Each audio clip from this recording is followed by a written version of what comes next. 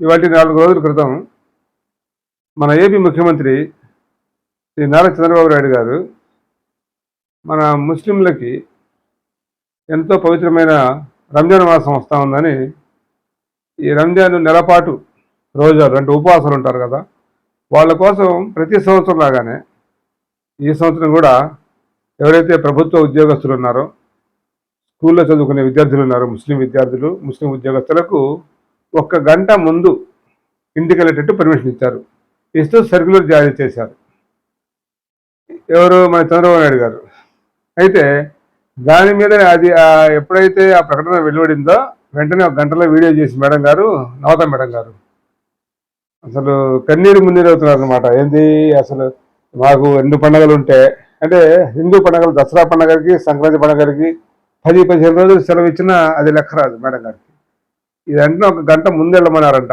దానికోసం మేడం గారు కడుపు నొప్పి వచ్చి అల్లాడిపోయి తెగ బాధపడిపోయారు మేడం గారు. ఆ బాధ నుంచి కొంచెం కోలుకొని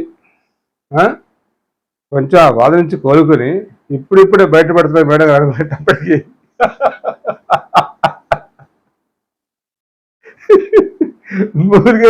మూలిగే లెక్క తాటికాయ పడ్డట్టు.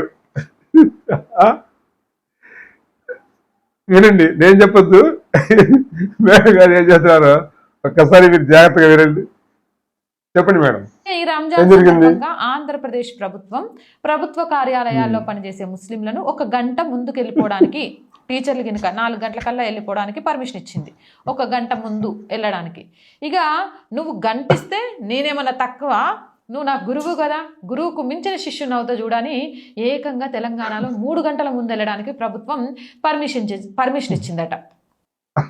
నువ్వు గంటిస్తే నేనేమన్నా తక్కువ, నువ్వు నా గురువు కదా, గురువుకు మించిన శిష్యుని అవుతా చూడని ఏకంగా తెలంగాణలో 3 గంటల ముందు వెళ్ళడానికి ప్రభుత్వం పర్మిషన్ ఇచ్చిందట.